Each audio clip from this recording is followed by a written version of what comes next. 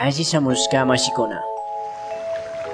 Yaku kawsay yukanchik aspa kunugnina sumaq wayra.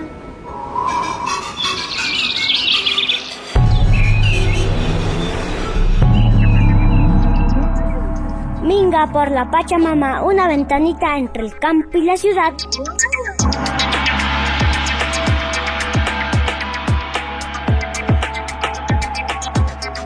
Asishamushka mashikuna. Asishamushka mashikuna. Bienvenidos y bienvenidas.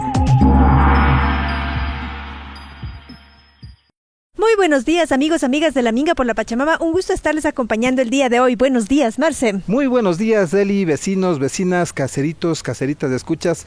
Estamos aquí en su programa Minga por la Pachamama y por supuesto las recomendaciones, el caso, lavado de manos permanente, uso de mascarilla, evitar los espacios cerrados con mucha gente y su dieta, pues incluir productos sanos, ricos, de nuestra tierra, que sean locales, que le conozcan lo posible a quien produce ese alimento y usted va a tener ahí la garantía de tener estas canastas de estos productos en su mesa y aprender, ¿no? Porque lo que está sucediendo es que nosotros estamos olvidándonos, estamos perdiendo ese conocimiento de todos estos alimentos diversos que tenemos en el Ecuador y ahora es la oportunidad para dar el cambio. Recordarles, amigos, amigas, que pueden comunicarse con nosotros a la línea minguera 0982 42 0922. Línea minguera que nos pueden enviar mensajes de WhatsApp, de Telegram y pues a los teléfonos convencionales a través del 0982 42 0922 y estamos atentos y atentas. Y con este rico sol vamos a mandar un mensaje a las radios amigas que muy gentilmente retransmiten el programa de la Minga por la Pachamama. Saludos a Radio La Tacunga en Cotopaxi. Radio Antena Libre en Esmeraldas. Radio Alfaro en Manabí. Radio Buen Pastor en Loja. Radio Erpe en Chimborazo. Radio Frontera en Tulcán. Radio Irfeyal en Pichincha. Radio Runacunapac en Bolívar. Radio Ideal Tena en El Napo. Radio Sucumbíos en Sucumbíos. Radio Salinerito en Bolívar. Radio La Voz de Guamote en Chimborazo. Radio Intag en Imbabura. Y hoy día, amigos, amigas, vamos a conversar con un amigo muy especial que nos va a contar qué es lo que está pasando con la agricultura en este tiempo de pandemias. Y bueno, en este tiempo en donde estamos hablando de los cambios, ahora es el momento en donde vamos a aprender a cómo dar estos pasos con esta otra mirada, con estos otros conocimientos y mirar la problemática de ahora. Así que usted que está en el tema de la agricultura, no se pierda la Minga por la Pachamama porque vamos a estar conversando sobre este tema de la agricultura regenerativa tan necesaria para estos momentos de calentamiento global. Así que bienvenidos, bienvenidas a esta ventanita entre el campo y la ciudad. Cuerpos sanos con huertos sanos. Las huertas agroecológicas son lugares que proveen alimentos sanos, frescos y variados. Estos productos son nutritivos y más sabrosos.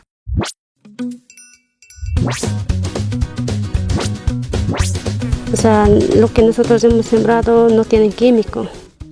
Todo es natural, con abonos orgánicos de los animales. Y eso nos ayuda mucho en la salud. Bueno, tengo de todo un poco. Yo siembro chocho, yo siembro las habas, tengo el maíz amarillo y el maíz blanco. Al mismo tiempo, el sabor del producto es muy diferente, es más sabroso. Por ejemplo, uno cuando se va a la ciudad, se compra un col, no es lo mismo, el mismo sabor que aquí. La doctora Nancy Reynoso es directora del Centro de Salud Integral Semoplab de Salcedo. Conoció hace años a las compañeras productoras porque eran usuarias del centro. ¿Cómo las mira en la actualidad? Por ejemplo, a las señoras que tienen los huertos orgánicos, les vemos de diferente forma, porque antes eran como un poco más sumisas, así, pero ahora no, están totalmente empoderadas en lo que ellas hacen, les gusta lo que ellas hacen, han formado su propia empresa. Incluso acá en nuestro centro venían todos los domingos, hasta antes de la pandemia, a vender sus productos. ¿Cuál ha sido en estos años la principal dificultad para tener acceso a alimentos sanos? Porque muchos piensan que será o no será orgánico, o sea, tienen dudas, pero nosotros hemos dado fe de que son productos buenos. Entonces nosotros confiamos en esos productos y hemos tratado de que el resto de personas también confíen. Entonces la confianza, yo pienso que eso ha sido lo más duro. Los huertos agroecológicos son lugares saludables que promueven el consumo de alimentos frescos y diversos que cuidan a las familias y comunidades. Entonces antes no teníamos esa posibilidad de tal vez comprar unos 2 brócolis o 3 brócolis. En cambio ahora, como usted ve, tenemos gran cantidad y casi todos los días estamos consumiendo verduras. En nuestro plato siempre está un 50% de verduras. Un huerto agroecológico no depende del mercado para asegurar la alimentación de las familias. Igual en asamblea, conjuntamente con las mujeres hemos analizado que sí podemos nosotros vivir sin estar dependiendo de que, vamos a decir, sin arroz no voy a vivir. No, porque tenemos todo a familia. Además, en tiempo de crisis, un huerto agroecológico alimenta el cuerpo y el alma de las personas. En la época de pandemia, todo estaba cerrado, no había ni cómo bajar a la ciudad. Pero aquí vea, tenemos diferentes productos, tenemos papas, tenemos zanahorias, entonces eso nos sirve muchísimo y entretenemos y eso nos da salud, vida para seguir adelante. ¿Y usted qué espera para tener su propio huerto? Buenos alimentos para todos y todas. Y bueno, volvemos con la Minga por la Pachamama y hoy día con un invitado muy especial. No se pierdan ustedes, vamos a ver con quién tenemos el gusto. Hola, ¿cómo estás? Buenas tardes. Soy Steve Sherwood de la Granja Urcuhuayco y también de la Fundación Acuverdó. Hola Steve. Qué bueno que puedas acompañarnos hoy día en la Minga por la Pachamama porque hemos estado conversando sobre un tema, ¿no? Este tema de pensar la agricultura en general y cómo esta agricultura puede ser amiga del planeta, como dicen, no viviendo en el planeta extrayendo recursos, sino viviendo con el planeta. ¿Qué son las novedades? ¿Qué hay de nuevo? ¿Cómo pensar este tema de la agricultura que se hace amiga del planeta? Bueno, justo es una necesidad, ¿no?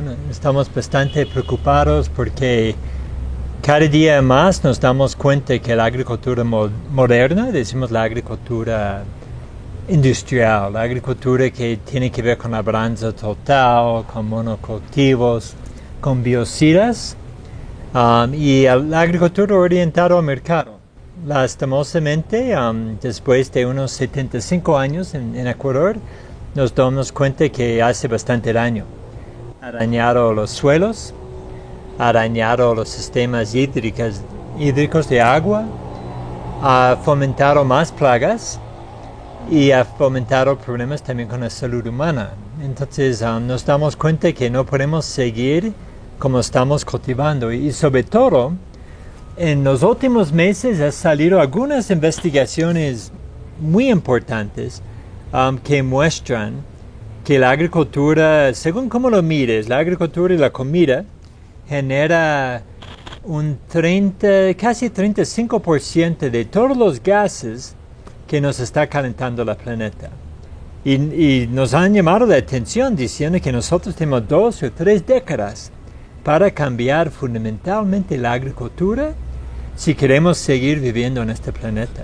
Entonces nos toca un reto tremendo en este momento a todos los agricultores, la comunidad científica y también la gente que se alimenta. Este tema de la agricultura y esa responsabilidad con esta idea del calentamiento global, ¿no? De que el planeta se está calentando. ¿Cómo es esto del calentamiento global para las personas que no creen o que no entienden o que no logran comprender qué es lo que está pasando con el calentamiento? Bueno, cuando hablamos de agricultura como un ejemplo, ¿no? hay un ciclo de carbón, ¿no? Que es muy importante, que muchas veces no nos damos cuenta, pero es la clave, ¿no? La planeta lleva cientos de millones, si no billones de años evolucionándose y se basan principalmente entre muchas cosas, pero sobre todo el carbón.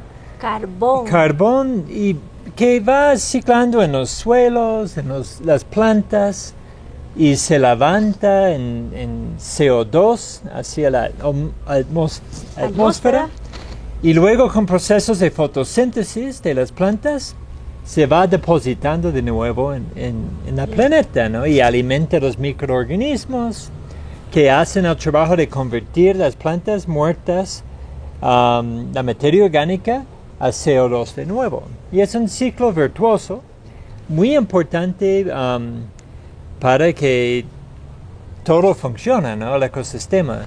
El problema con el agro es que hemos botado los árboles, el sistema de labranza total oxidifica, gasifica el suelo, convierte el carbón en el suelo a un gas, ¿ok? Y lo hace tan rápidamente que comienza a como generar más CO2 que las plantas sean capaces de fijar de nuevo. Y convierte al planeta, antes fue un almacén, un lugar de guardar carbón, y ahora se convierte en una fuente de carbón para la atmósfera. Crea un desbalance total. Y la preocupación, se llama para nosotros los científicos una oxidación o una gasificación de la biosfera. Significa que todo lo verde y las plantas comienzan a convertirse a la atmósfera mucho más rápido que se puede depositar y este desbalance sí se va a corregir en un par de milenios, pero cuando ya desaparecen las personas, porque ya no habrá comida, ya no habrá muchos mamíferos y animales que dependen de comer plantas para su sobrevivencia. Es una situación muy preocupante, es más una perturbación de ecosistema que se expresa en el clima, pero es mucho más grave. Y tiene que ver con el carbón. La idea es buscar cómo podemos rehabilitar el ciclo de carbón a través de nuestros sistemas agroalimentarios. Ese es el gran reto que tenemos hoy día como humanos, no solo como agricultores. O sea que, claro, porque lo que nosotros, siempre que piensas en cambio climático, piensas en gases que salen de los automóviles, de las fábricas, que entiendo también funcionan, ¿no?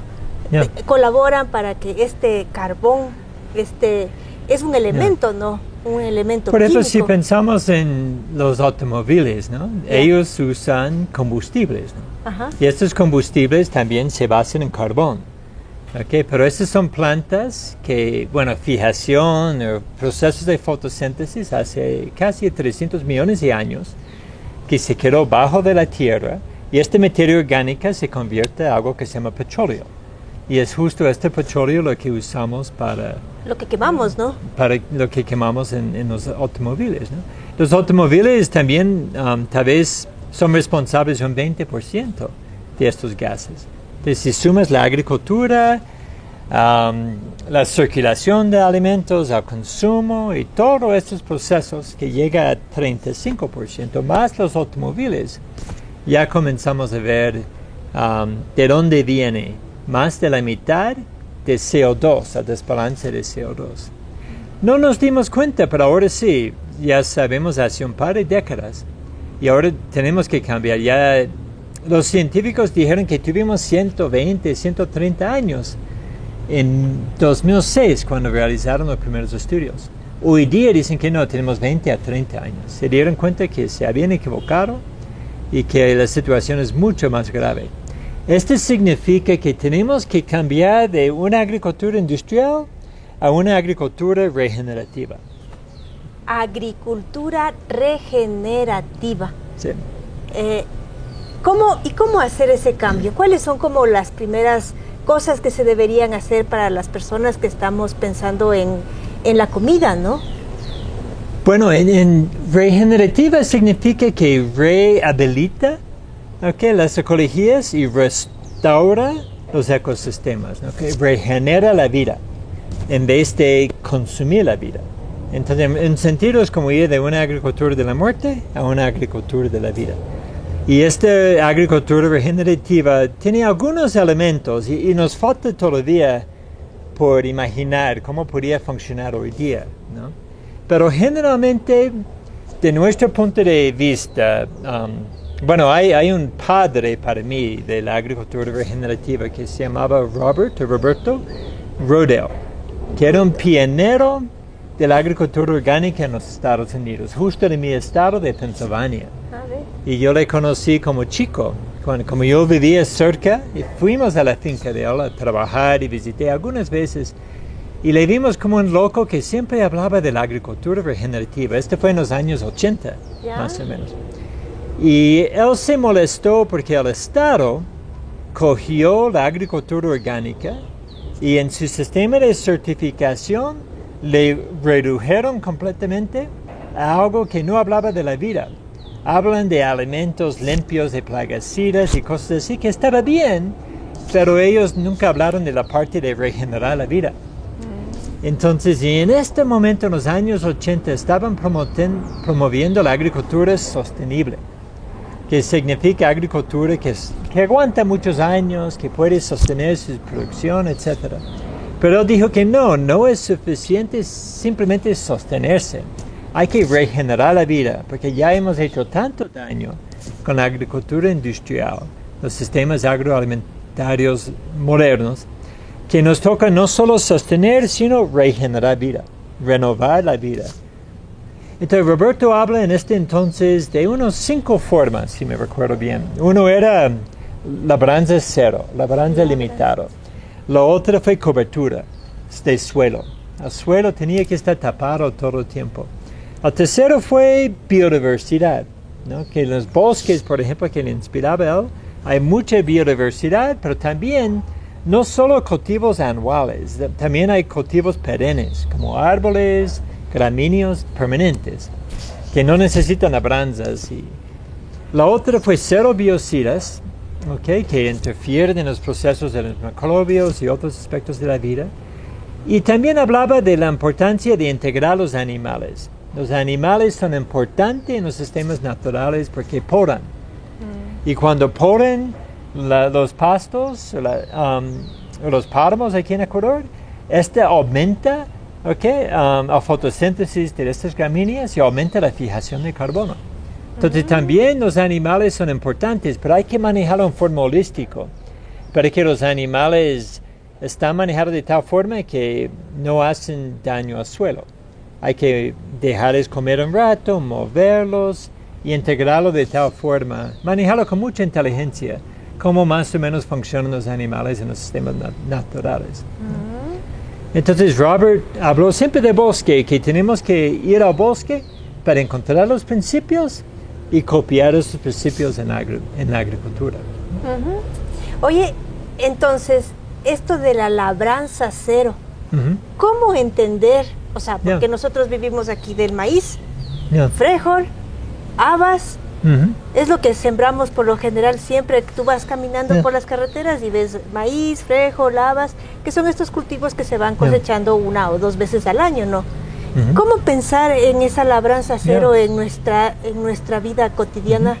Pues hay muchas formas, ¿no?, de pensarlo, y hay que reinventar la agricultura y está abierto a la creatividad de los agricultores, ¿no?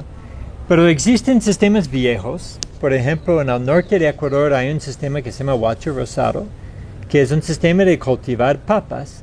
En vez de labrar el suelo, ellos siembran las papas en el pasto doblado y dejan el pasto como pudrir y alimentar la papa y luego terminan cosechando. Es un sistema precolombino que lleva miles de años, pensamos. Y todavía hay más de 1000 hectáreas de este sistema en el norte, ¿no? Sobre todo en las laderas donde no entran tractores. Pero el sistema de Huacho Rosado nos da un ejemplo. Nosotros en nuestra finca hemos tratado de eliminar el acerón, ¿no? El tractor que gira mucho al suelo, o el acerón que hace lo mismo, pero manualmente, para nosotros es súper dañino. Hay un excelente libro escrito en los años 30, donde el autor argumenta que el arado ha hecho más daño que la espada, ¿no?, en términos de daño a la humanidad. Y esto dijo hace muchos años, casi 80 años. Entonces, yo creo que se llama Plowman's Folly, es un libro clásico. Y leyendo este libro, yo creo que ya encontramos muchas de las soluciones, ¿no? Pero primero hay que eliminar al acerón. Y, por ejemplo, nos impresiona la agroecología, para nosotros ha sido un avance, porque significa cero biocidas. También muchas ventajas, por ejemplo, con más agrobiodiversidad, etc. Pero sin embargo, aquí en Ecuador seguimos practicando la agroecología con acerones. Y este es un gran error. También otro error es que usamos mucho majara, mucho estiércol de animal, que también tiene un problema porque es demasiado alto en nitrógeno. Entonces, el problema de esto es que el nitrógeno activa las bacterias que se alimentan de los hongos, que manejan todo el ciclo de carbón. Entonces, en verdad es un daño poner mucho nitrógeno. Es un tema que nos han enseñado porque sabemos que las plantas necesitan nitrógeno para hacer fotosíntesis. Pero pensamos que nosotros tenemos que dar a las plantas el nitrógeno. Y más bien no es así. Los hongos tienen que dar a las plantas el nitrógeno. Y es un tema que es por aprender todavía. Y espero que aquí podemos abrir un debate en Ecuador. Pero tenemos que cuidar algo que se llama la rizósfera. Y la rizósfera es algo que crece alrededor de las raíces de las plantas, manejado por dos clases de microbios.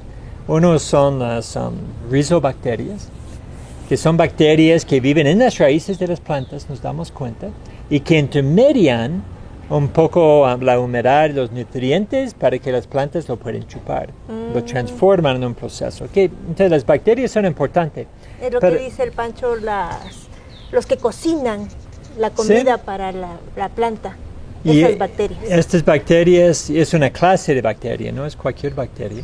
Y después hay otro hongo, que es un hongo blanco, que se llama microrhiza, que es lo que se casa con las raíces de las plantas. Es mucho más pequeño y una planta solo puede llegar a los macroesporos, ¿no? La raíz de una planta tiene 2 micronos de tamaño, que es pequeño, pero es todavía grande para el suelo.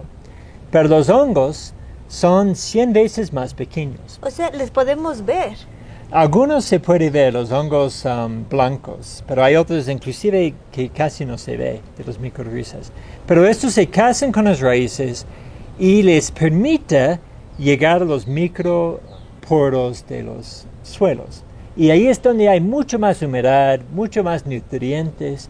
Y este matrimonio es lo que matamos con la labranza total y con los biocidas y con el nitrógeno, cuando usamos demasiado nitrógeno. Y según los estudios muestran que una raíz con microrhizas aumenta su capacidad de alcanzar el agua y alcanzar los nutrientes por un factor de 700 a 2000. Entonces la mejor forma no es necesariamente alimentar la planta, es alimentar los hongos que alimentan la planta. Y ahí tenemos un sistema hiperestable. Y la ventaja de estos organismos es que ellos crean lo que llamamos agregados. Estos hongos exuden gomas. Y estas gomas estructuran el suelo.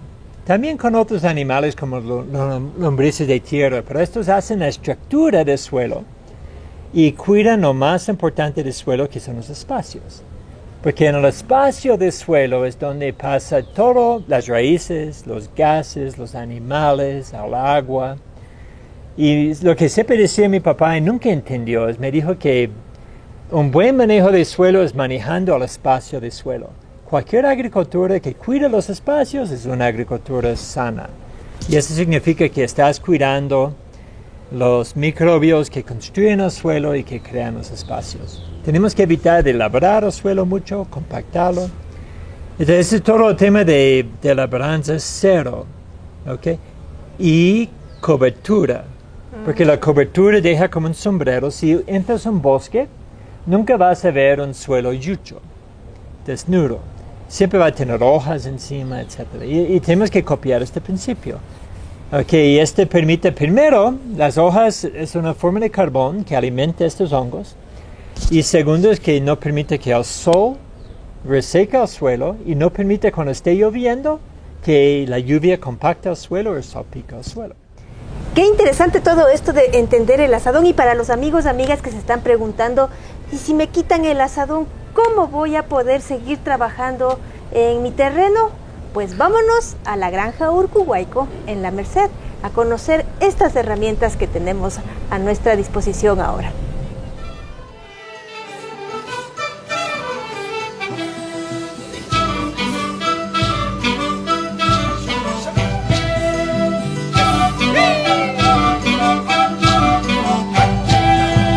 Vamos a la minga, vamos a la minga, vamos a la minga ya. Bueno, bienvenidos a la granja Urcuhuayco, aquí en La Merced. Hoy quería compartir un poco algunas de las herramientas que usamos aquí en la finca. Este es un asadón clásico andino. No lo usamos mucho en verdad, solo para tal vez tolar y sembrar papas, pero como ven que es un asadón grande y bastante violenta, ¿no? Por la cantidad de tierra que mueve.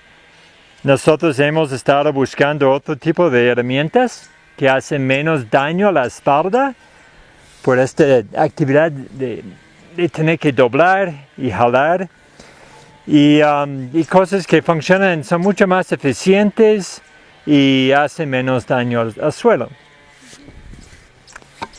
Por ejemplo, aquí tenemos un asadón diamante.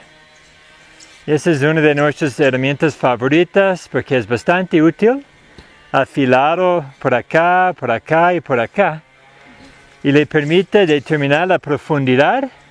Cuando uno está deshierbando, solo tienes que caminar y jalar, o también pueden trabajar con los lados. Es una herramienta bastante útil para deshiervar y también para sembrar.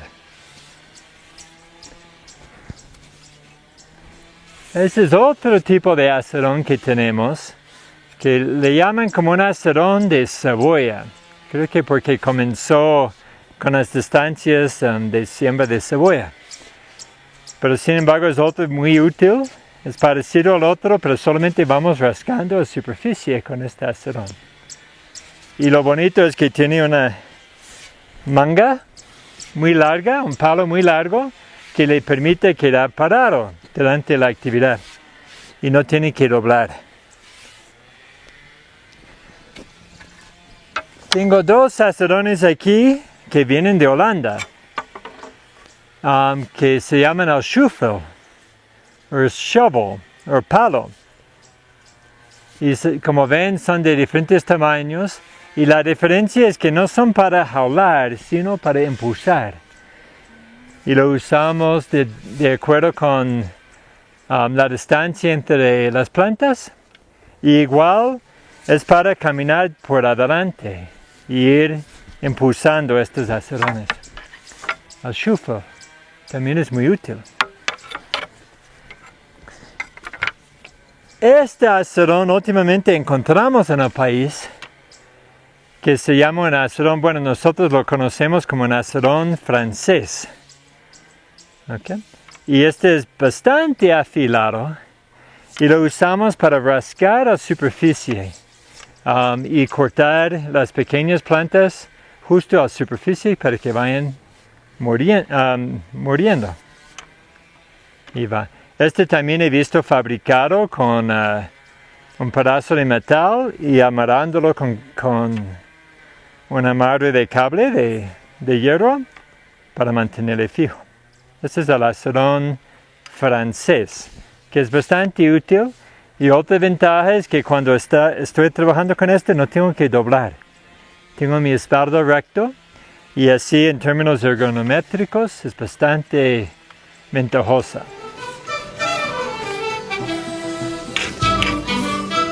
Sí. Y este es bastante práctico. Es una herramienta que aprendimos de un agricultor que está en todo caso. Así tomamos foto y lo consideramos como un estilo de piocha liviana.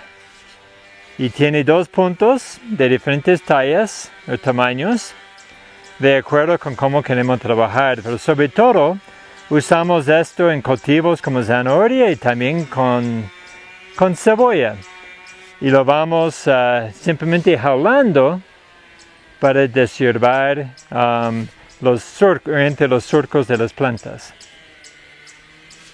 Es bastante liviano, es barato y fácil de construir.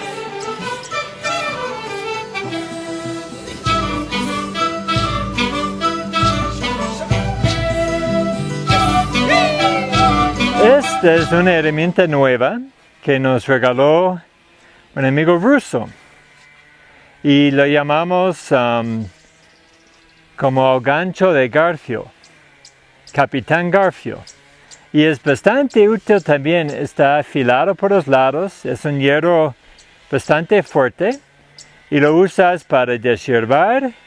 También pueden usar el diente o el tiburón, como dicen, para deshiervar en cualquiera de los lados. Es muy liviano, igual tiene un palo bastante largo que me permite trabajar con la espalda recta.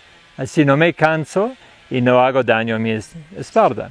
Y lo usamos para deshiervar también las malezas, pero también para hacer los pequeños surcos para sembrar, por ejemplo, zanahoria, rábano y otras semillas pequeñas.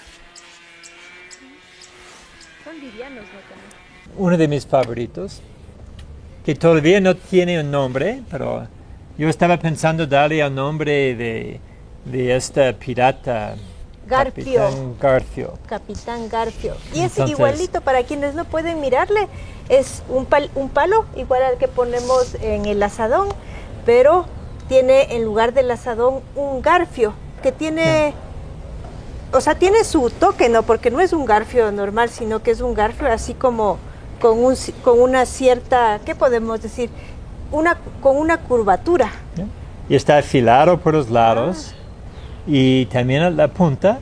Y este me permite pararlo, me permite ir deshiervando. Ya no tengo que romper el suelo como hago con el asadón y llegar a las raíces. Yo simplemente voy rascando la superficie del suelo. Pero también me permite otras cosas como sembrar, etc. Pero es simplemente rasca la superficie. Es casi como cortar la barba de la cara. El objetivo no es romper la cara, es solamente cortar los pelos. O sea, lo que estoy entendiendo yo es que cuando cogemos el asadón, ¿no es cierto? Y le ponemos en el suelo, en la tierra, en el quicuyo, por ejemplo, y sentimos ese crack, crack, crack, crack, crack, crack, que sientes que hay algo que está rompiendo. Eso es lo que no tenemos que romper. Generalmente no. Si yo tengo cucuyo, tal vez lo quiero eliminar y luego convertir a agricultura de...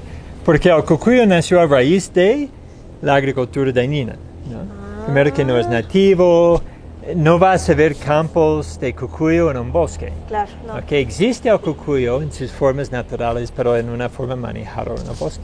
Entonces, la idea es sí, tenemos que hacer mucho con la agricultura moderna, manejar las malezas y alistarlo para la agricultura de cero labranza. Y toma un poco de tiempo, lo hemos hecho en nuestra finca. Tenemos cucuyo, pero no en las parcelas de cultivo de hortalizas, ¿no? Y lo manejamos con otros implementos, ¿no? Ya. Pero entonces, si no fuera quicuyo, si no coges el asadón, no sé, y estoy pensando cuando estás bajando lo que tenías sembrado antes, y ahí sientes ese crack, crack, crack, crack. Sí, lo que uno está haciendo primero, que estás gasificando el suelo, estás llevando al carbón que está estable y lo pones al sol, y el sol lo reseca, activa ciertos microbios y comienzan a convertirlo en CO2. Una ventaja de no tocar el suelo es que el CO2 el carbón queda en el suelo como, bueno, otras entidades, ¿no? de humus y otras ligninas. Esperando que esté todo listo, cocinado para que la planta lo absorba. Sí, en un sentido, y creando las condiciones para que haya esponja, humedad, espacios. Obviamente siempre hay CO2, ¿no? Pero cuando yo labro el suelo lo estoy acelerando en verdad miles de veces. Por un lado. Pero el otro también, si tú entras en un bosque, el bosque es productivo, ¿no? En términos de generación de fotosíntesis, de plantas, etcétera, de energía, pero no tiene acerones, ¿no? El bosque nativo no tiene formas de girar el suelo, ¿ok? El suelo está estable. Otra cosa que decías es este tema de cómo incorporar el ganado, ¿no? los animales en general, pensando en animales chiquitos, menores, en animales más grandes. ¿Cuál sería como la lógica, el principio que se entiende de esto de la agricultura regenerativa? Entonces, pensando en cómo lo explicaba Robert Rodel, ¿no? Porque mucha gente critica a los animales en la agricultura, dicen que compactan el suelo, sí. Y hace mucho daño, destrozan la Amazonía, por ejemplo, fomenta que haya tala de bosques. En los páramos también, por ejemplo. Pero lo interesante es, en lugares como Ecuador siempre habían animales, ¿no? En los páramos estaban venados, estaban muchos otros animales que se alimentaban de los pastos. Pero nunca con una población tan concentrada como manejamos hoy día en la agricultura industrial. Pero los animales lo que hacen en lugares como páramos es que cuando está creciendo, ellos coevolucionaron a podar las plantas, ¿no? Y un área tremenda a nivel mundial, casi 2/3 partes de todas las áreas agrícolas están en pastizales y sistemas animales. Y estos animales en la naturaleza lo que hacen es que podan al páramo y esta cosa que las plantas fijan más carbono, aumenta el crecimiento de las plantas a podarlos. Y entonces, con muchas de las gramíneas están diseñados para recibir una poda, que sean por fuegos naturales o por animales. Los animales manejados bien, con poblaciones correctas, con momentos de pastoreos manejados, rotados, etc., juegan un rol muy importante para que podamos fijar más carbono atmosférico a través de las gramíneas en el pasto. Entonces son muy importantes los animales y hay que ver cómo integrarlos en los sistemas agrícolas de tal forma que contribuyen a la fijación de carbono en vez de solo la creación de gases como CO2 o metanos, que también es parte de este desbalance. Hay que manejarlo con mucha inteligencia y en una forma bastante holística. Claro, no, porque en realidad lo que hacen los animales, de lo que estoy entendiendo, es que se comen, ¿no? La parte de arriba, pero las raíces siguen creciendo, siguen trabajando, siguen desarrollando su mundo en la parte de abajo. Porque mucha gente critica las vacas. Yo soy vegetariano, por ejemplo, pero no tengo ningún problema con las vacas desde la perspectiva ambiental. El problema es cuando quitamos las vacas de un pastizal y le llevamos a un lugar encerrado y les alimentamos, por ejemplo, con maíz, que no están diseñados para comer granos de maíz, pero sí. Hacemos concentrados, les juntamos, no les permitimos ni mover para que se engorden más rápidamente o producen leche porque no gastan energía en otras cosas. Entonces creamos algo que no es natural. Y en este caso concentras poblaciones de vacas que generan mucho metano. Y esto es lo que está fomentando la generación de gases a través de los animales. El problema no son las vacas, es el manejo de los humanos. Y cómo les volvemos locas. Sí. Entonces es justo lo que tenemos que ver, es aprender un poco de los sistemas naturales y integrar los animales, etc. Y esta es tal vez la arrogancia de los humanos, ¿no? De pensamos que podríamos ser dueños de la naturaleza. Y bueno, ahora después de 75 años nos damos cuenta que no. Cuando llevamos esta actitud en nuestros sistemas agroalimentarios, pongamos en peligro nuestra especie, ¿no? Porque el planeta está en peligro. Entonces es justo lo que nos está pasando. Y nos toca levantarnos rápido, ¿no? Porque cambiar el agro en 20 o 30 años no es cosa tan fácil. Qué difícil, oye, en realidad esta época que nos tocó vivir a los que estamos aquí, ¿no? Porque tenemos este gran desafío, o sea, pensar que tenemos que transformar nuestra forma de cultivar alimentos para poder evitar este cambio climático o enfriar al planeta como una forma de hacerlo. Yo te quería preguntar, ¿cómo fue que llegaste a esto? ¿Cómo fue que llegaste a conocer todos estos pequeños detalles que nos has estado conversando ahora? Bueno, en verdad ha sido un proceso tal vez demasiado lento, ¿no? Porque yo como chico me recuerdo de haber escuchado a este loco hablar. Yo tenía 16 años cuando le conocía y fui a esta finca en Pennsylvania. Tal vez se me olvidó, ¿no? Me metí en otros temas, estaba trabajando alrededor de la agricultura orgánica, la agroecología, pero sin embargo nosotros mismos seguimos usando el acero, no aplicamos todos los principios, ¿no? Enfocábamos en la agricultura sostenible, pero no en la agricultura regenerativa. Entonces ahora nos damos cuenta, y yo creo que viendo estos últimos estudios científicos a mí me ha sacudido, y también escuchando colegas en Australia, Nueva Zelanda, los Estados Unidos, que están llamando la necesidad de volver la agricultura regenerativa como una inspiración. Y hay colegas en la agricultura, decimos la forestería enóloga, la permacultura, que siempre hablaban de esto, ¿no? Pero no necesariamente nos llegaba, no les entendíamos. Los vimos muy románticos porque enfatizaron más la parte de bosque, conservación, estilo de vida, y no la parte de producción de alimentos. Entonces ahora estamos escuchándoles un poco más y viendo cómo podemos salvar la agricultura a través de los principios que ellos han manejado. Pero nos sirven como ejemplos y hay mucha experiencia en estos campos de práctica que nos pueden ayudar a corregir la agroecología. Y en este escenario, pensándole desde el consumo, en realidad, porque hemos hablado de la agricultura, de la forma de producir los alimentos, pero para quienes no producimos alimentos, para quienes solamente los consumimos, ¿cuál es nuestro papel ahorita que somos tantos, además, en realidad, en las ciudades viviendo sin una tierra donde producir? Sí, hay un analfabetismo ecológico muy fuerte entre la gente en las ciudades, ¿no? Que nos da miedo. Hay chicos que llegan a la finca, primero que no saben caminar en desnivel. No. Sí, que tienen miedo del lodo, de los insectos, etcétera, ¿no? Es impresionante. Llevamos hasta jóvenes que llegan a la finca que no saben hacer una fogata. Yo creo que uno es que tienes que volver al campo y poco a poco sensibilizarse.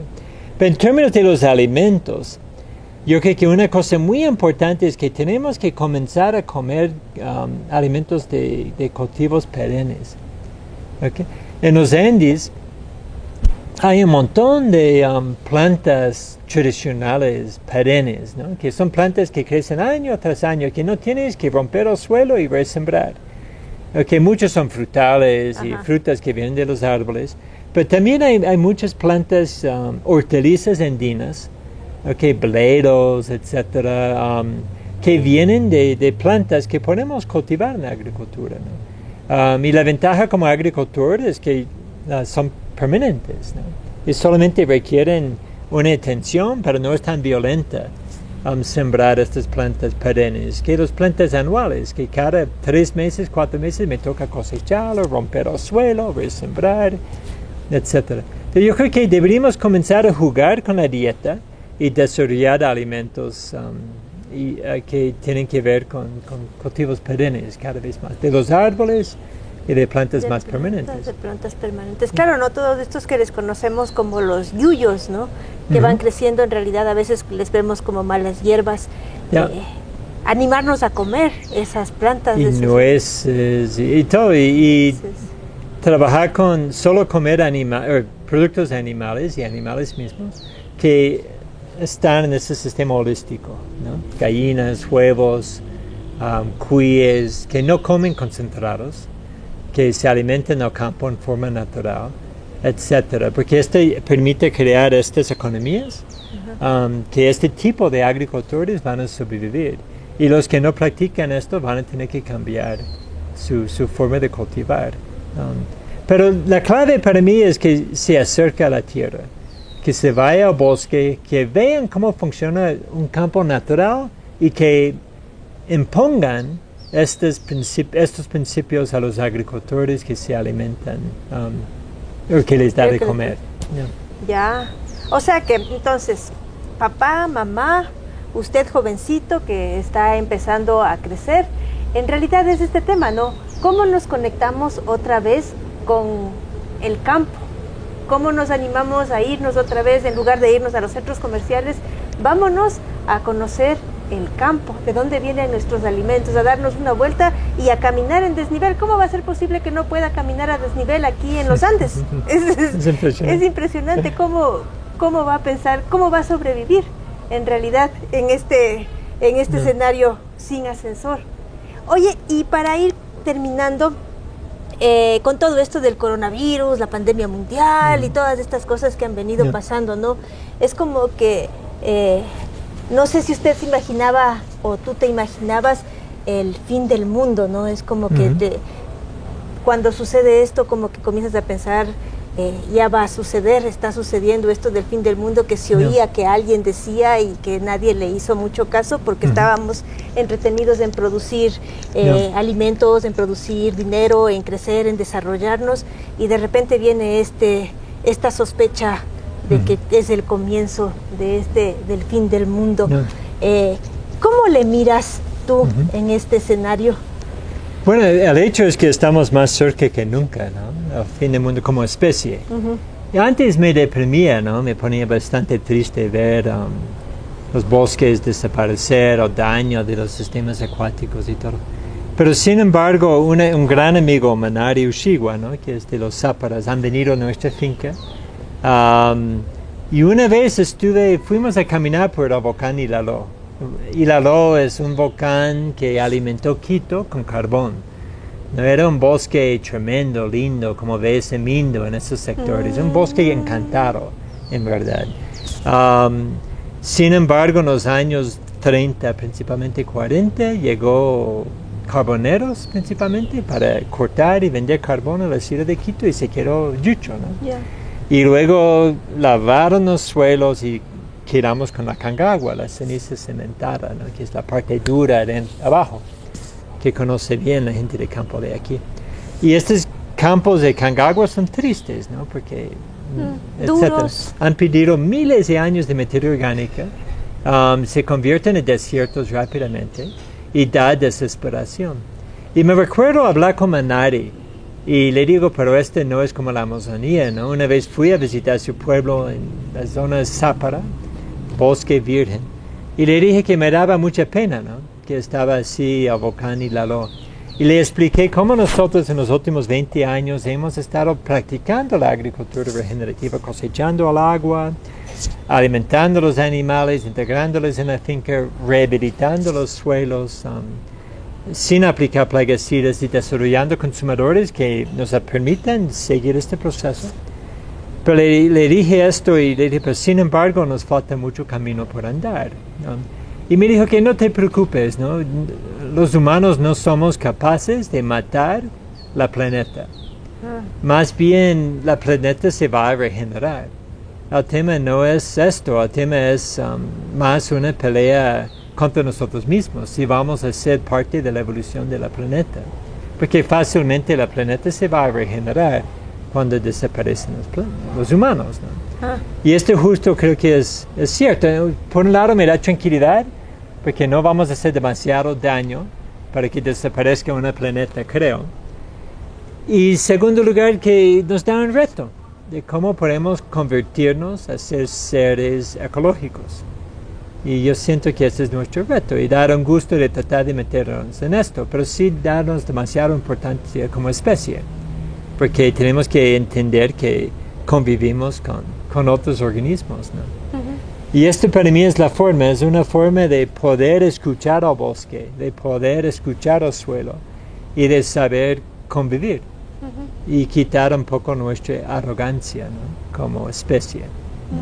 Porque es muy interesante este tema ¿viste? La ciencia siempre tiene como esto que tú dices, ¿no? Esta arrogancia, tratar de comprender a la naturaleza, tratar de entenderle, tratar de dominarle para que sea más productiva. Como científico, ¿cómo piensas que la ciencia puede tener una dosis de humildad? Bueno, es un reto para la ciencia. Yo como Primero que mi ciencia fue fitopatología, que es matar los hongos, porque no se matan las plantas. Ahora me ha tocado aprender cómo puedo cuidar los hongos. ¿Ya? Y este ha sido duro, ¿no? Y me da pena como yo pensaba hace 35 años cuando comencé, porque pensé que sabía todo y me doy cuenta ahora que con más y más experiencia y más conocimientos me doy cuenta que sé menos de lo que sabía antes, ¿no? Por lo menos reconozco lo que no sé.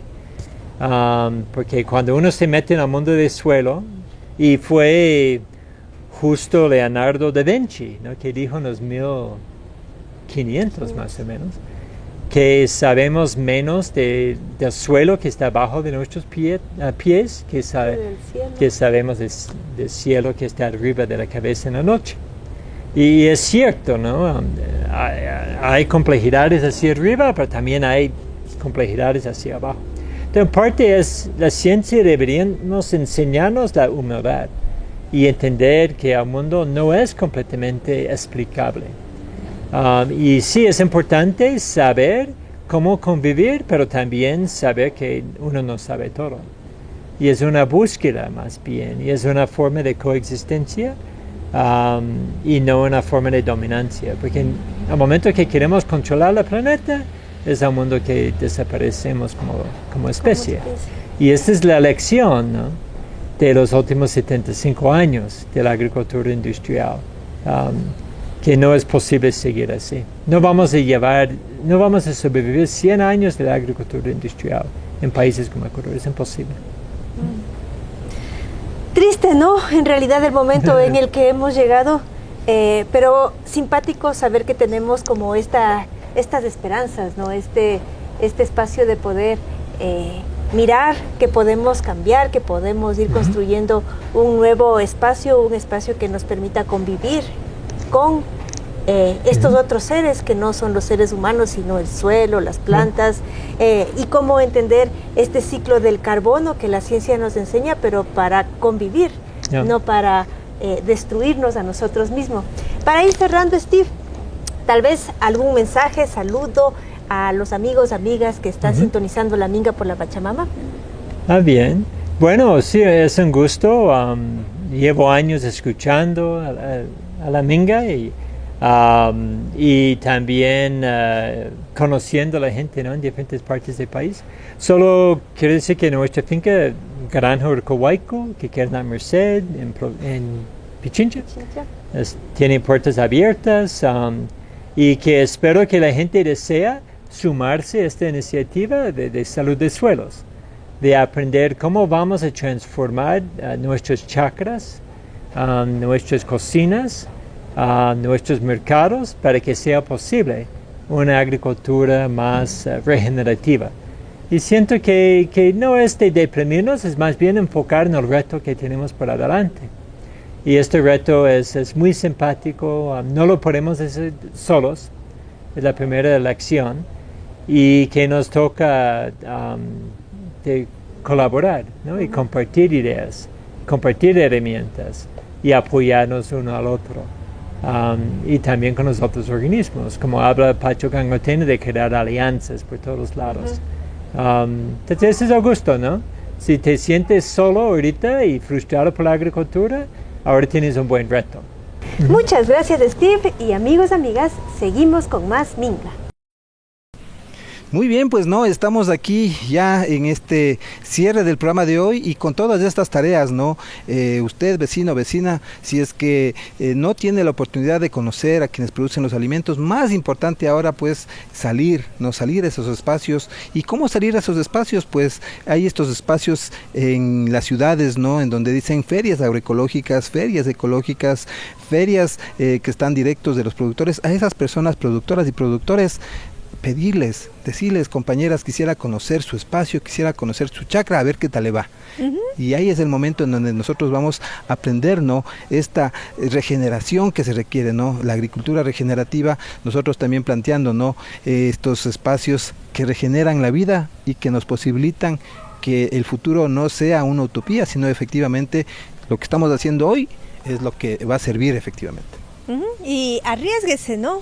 Ajá. Dele un chance, deje un ratito el asadón y comience a investigar, usted que está en la agricultura, estas otras herramientas que rascan el suelo, Así que es. no rompen el suelo y que nos permiten justamente mantener este ciclo del carbono para que podamos enfriar al planeta y como especie, como humanos, poder sobrevivir en los próximos años. Lo que viene está fuerte, difícil, libérese del asadón entonces, y nosotros vamos a seguir aprendiendo, ¿no? Estas herramientas tan simpáticas y pues cómo no, si usted vecino o vecina tiene alguna experiencia similar, pues comunícase con nosotros con todo gusto estamos en sus espacios y pues ahí estamos preparando la cámara viajera también, los micrófonos ambulantes y por supuesto nosotros con mucho gusto vamos a conocer lo que usted está haciendo.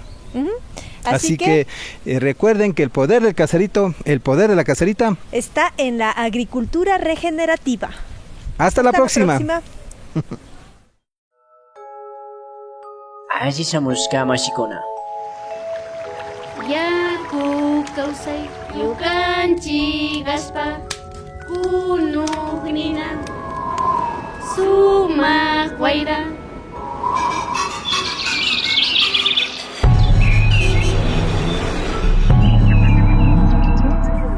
Minga por la Pachamama, una ventanita entre el campo y la ciudad.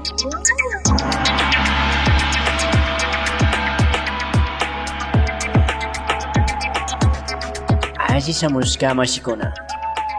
Allí shamushka mashikuna. Bienvenidos y bienvenidas.